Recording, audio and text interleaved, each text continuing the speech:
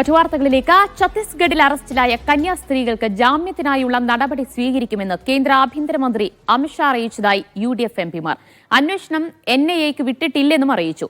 ഉടൻ ജാമ്യം ലഭിക്കുമെന്നാണ് പ്രതീക്ഷയെന്നും അമിത്ഷായുമായുള്ള കൂടിക്കാഴ്ചയ്ക്ക് ശേഷം UDF എംപിമാർ പറഞ്ഞു. LDF എംപിമാരും അമിത്ഷായുമായി കൂടിക്കാഴ്ച നടത്തിയിരുന്നു.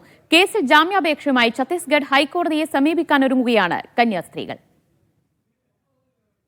ബഹുമാനപ്പെട്ട കേന്ദ്രമന്ത്രി ശ്രീ അമിത്ഷാ യോഗത്തിൽ ഞങ്ങൾക്ക് നൽകിയ ഏറ്റവും പ്രധാനപ്പെട്ട ഉറപ്പ് കന്യാസ്ത്രീ സഹോദരിമാർക്ക് ജാമ്യം ലഭിച്ച് അവരെ ജയിൽ വിമോചിതമാക്കുന്നതിനാവശ്യമായിട്ടുള്ള എല്ലാ നടപടികളും ഛത്തീസ്ഗഡ് സംസ്ഥാന ഗവൺമെൻറ്റിൻ്റെയും കേന്ദ്ര ഗവൺമെൻറ്റിൻ്റെയും ഭാഗത്തുനിന്നുണ്ടാകും.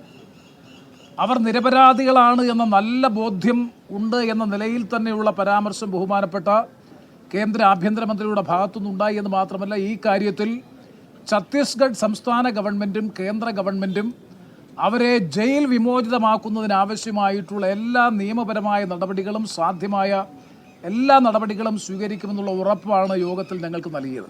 NIA കോടതിയുടെ മുന്നിലേക്ക് പോകേണ്ട യാതൊരു കാര്യവുമില്ലാത്ത, അത്രയും ഗൗരവമായ അല്ലെങ്കിൽ NIA കോടതിയിൽ പോകേണ്ട കേസുമായി യാതൊരു ബന്ധവുമില്ലാത്ത ഒരു സംഭവത്തിൽ പൊടുന്നനെ സെഷൻ ജഡ്ജി ഇത് NIA കോടതിയിലേക്ക് പോട്ടെ എന്ന് പറഞ്ഞ് കേസ് അങ്ങോട്ട് റെഫർ ചെയ്തതിൻ്റെ പിന്നെ ഗൂഢാലോചന ഉണ്ട് എന്ന് സംശയിക്കേണ്ടിയിരിക്കുന്നു. അതുകൊണ്ട് ഈ വിഷയം ഇനിയും ഇത്തരത്തിലുള്ള സംഭവങ്ങൾ ആവർത്തിക്കാതിരിക്കണം. ബജറാംഗ് ദളിനെ ഇങ്ങനെ കയറൂരി വിട്ടാൽ, ഇതുപോലുള്ള കള്ളക്കേസുകൾ എടുത്താൽ എങ്ങനെ അവർക്കവിടെ കഴിയാൻ കഴിയും, എങ്ങനെ അവർക്കവിടെ പ്രവർത്തിക്കാൻ കഴിയും? അതിനുകൂടിയുള്ള സംരക്ഷണം കേന്ദ്ര സർക്കാരിൻ്റെ ഭാഗത്തുണ്ടാകണം എന്നുള്ളതാണ് ഞങ്ങൾക്ക് അഭ്യർത്ഥിക്കാനുള്ളത്. കൂടുതൽ വിവരങ്ങളുമായി ഛത്തീസ്ഗഡിലെ ദുർഗ് ജയിലിന് മുന്നിൽ നിന്ന് PR അരവിന്ദും ഡൽഹിയിൽ നിന്ന് തൗഫീഖ് അസ്ലമും ചേരുകയാണ്. തൗഫീഖ്, കേരളത്തിൽ നിന്നുള്ള MPമാർ കേന്ദ്ര ആഭ്യന്തരമന്ത്രിയെ കണ്ടു കഴിഞ്ഞിരിക്കുന്നു. മന്ത്രിയിൽ നിന്ന് ഒരു പോസിറ്റീവായ മറുപടി തന്നെയാണ് ലഭിച്ചിട്ടുള്ളത് എന്നാണോ MPമാരുടെ പ്രതികരണം? എന്തായാലും NIAക്ക് വിട്ടിട്ടില്ല എന്നൊക്കെയാണല്ലോ പറയുന്നത്. എന്തായിരുന്നു ആ കൂടിക്കാഴ്ചയുടെ വിശദാംശങ്ങൾ?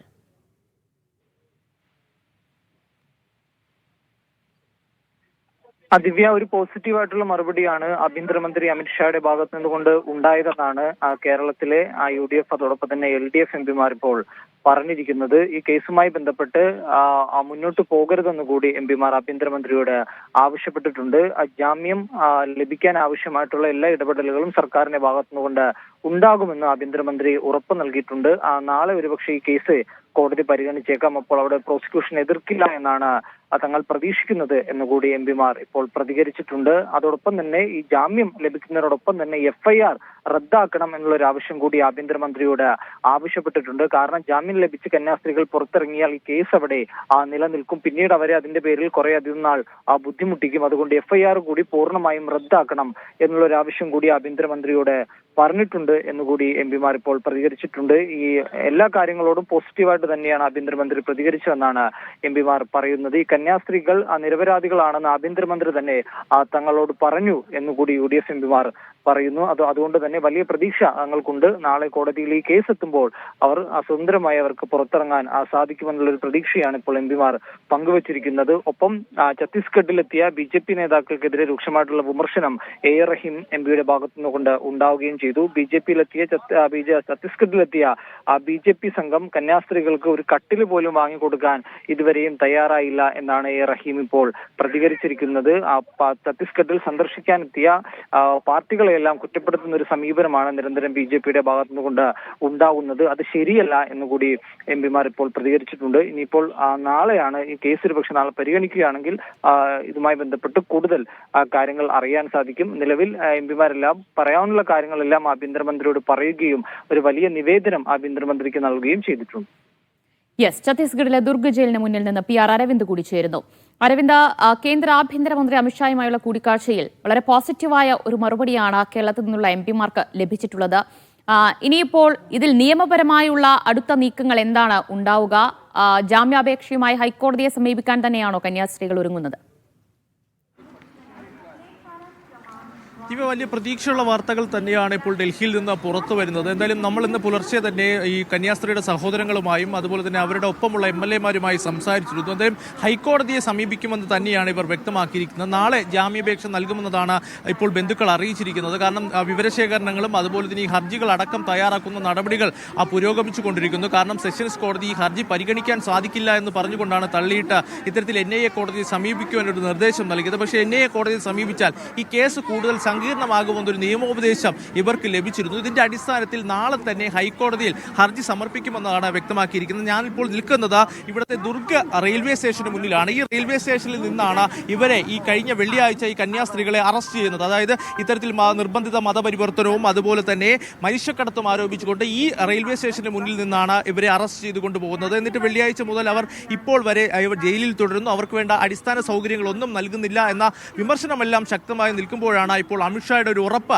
MP-മാർക്ക് ലഭിച്ചിരിക്കുന്നത്. പക്ഷേ BJP നേതാക്കൾ, കേരളത്തിലെ BJP നേതാക്കൾ നേരത്തെ നടത്തിയ പ്രസ്താവനകൾ നമ്മൾ കണ്ടതാണ്. കാരണം മതപരിവർത്തനം നടന്നിട്ടില്ല എന്ന് BJP നേതാക്കൾ പറയുമ്പോഴും ഛത്തീസ്ഗഡിലെ മുഖ്യമന്ത്രിയും അതുപോലെ തന്നെ മറ്റ് ബജറംഗ് നേതാക്കൾ അടക്കം ഇത്തരം മതപരിവർത്തനം നടന്നു, ഇത്തരം കുറ്റകൃത്യം നടന്നു എന്ന് ആവർത്തിക്കുകയാണ്. എന്തായാലും നാളെ ഈ കേസ് ഹൈക്കോടതി.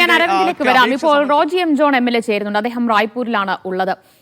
ഈ വിഷയവുമായി ബന്ധപ്പെട്ട് തന്നെയാണ് അദ്ദേഹം അവിടെ എത്തിയിട്ടുള്ളത്. ശ്രീ റോജി M. ജോൺ, എന്തായാലും ഡൽഹിയിൽ നിന്ന് വരുന്ന വാർത്തകൾ ശുഭകരമാണ് എന്ന് പറയേണ്ടി വരും. കേന്ദ്ര ആഭ്യന്തരമന്ത്രിയുമായി നടത്തിയ കൂടിക്കാഴ്ചയിലാണ് വളരെ പോസിറ്റീവായിട്ടുള്ള ഒരു മറുപടി കേരളത്തിലെ MP-മാർക്ക് ലഭിച്ചിട്ടുള്ളത്. അത് എത്രത്തോളം പ്രതീക്ഷാവഹമാണ്?